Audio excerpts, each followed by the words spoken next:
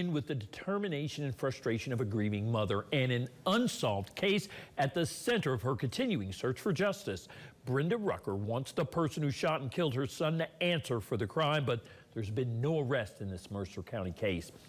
There's not even a named suspect, and it's what's driving Rucker to once again stage a silent protest for justice just outside the Mercer County Courthouse. She says she's not giving up in her pursuit of finding her son's killer. Arian Porterfield was gunned down July 30th of last year.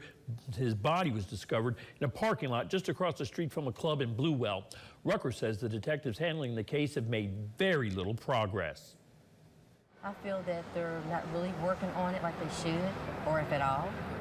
I feel like it's just where it's being a black-on-black crime, it's kind of just thrown over to the side or put on the shelf, so to say. I'm very frustrated. I was frustrated from day one. Day one, things were not handled correctly. Even up until this point, 8 months, something should have been done into where we are now. Nothing's changed.